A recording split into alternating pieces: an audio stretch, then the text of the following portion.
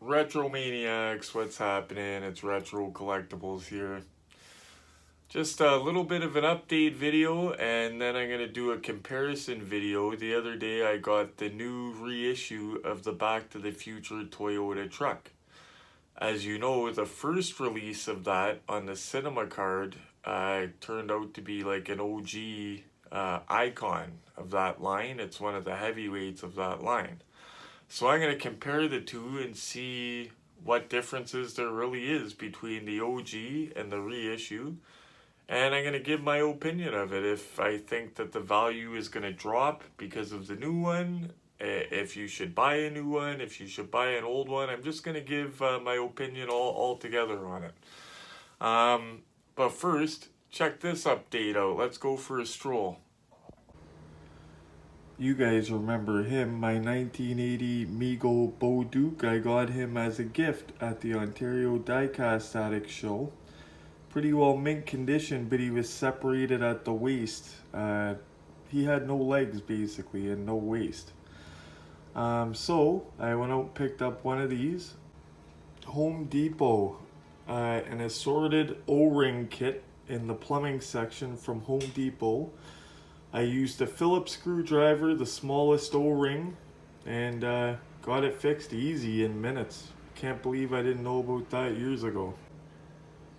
I actually repaired him twice. The first time the O-ring was a bit too big, so he was flopping all over the place, so I had to do it with the smallest O-ring, and now he's nice and tight and he can stand on his own.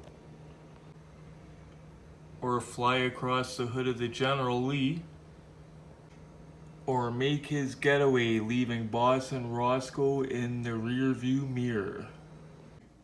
Hey guys, so I've been waiting to do this video because I've been waiting to get one of these. I have some coming, but it's taking forever for my order to come. That's a whole other story. You guys are going to hear about that.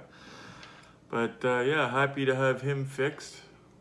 Now I just got to track down a Luke Duke, but let's get at it. So I have the OG one, okay. Now, no matter what, I love the cinema card, the old style card here. They stopped making them, I believe, because of the plastic that was being used. But that is my favorite kind of card, okay? Now, as the new one obviously doesn't come on the cinema card, it still looks good though.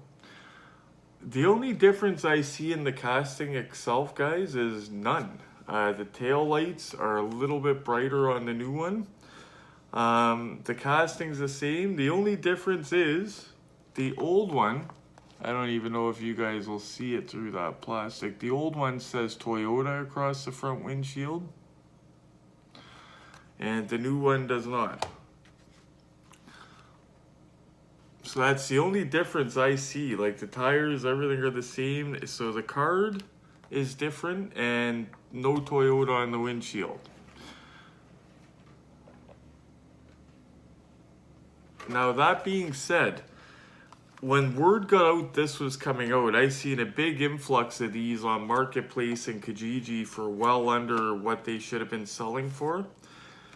I was telling a couple buddies snap them up because people thinking that a reissue is going to bottom out the value of an OG. If you're an actual collector, a purist, that's like saying that the reissue Wayne Gretzky rookie card that came out a couple years ago killed the value of the OG. Or the reissue Ghostbusters line killed the value of the original ones. Or the reissue Transformers line killed, like I can go on and on and on, guys. It doesn't work like that in collecting. If you're a purist, you're still gonna want the OG. Like if I didn't have this and this came out, sure, at first I would be like, oh, awesome. Now I don't gotta spend all that money. But about a week after having this, I'd be like, Neil, that's not the same thing. You know it. You know it's not the same. So purists are gonna want the cinema card and they're gonna want that original. Like that's how it works with collectibles and toys. If a reissue comes out, some reissues even get valuable. They're worth money. Like even the Transformers reissues are worth some money now, but they don't trump the originals. Never. Never happened, guys. Anyway, thank you so much for watching. Here's a little side-by-side. I put the OG back in the protector. Actually, I'll take it out of the protector. Gotta do at least one side-by-side for you guys.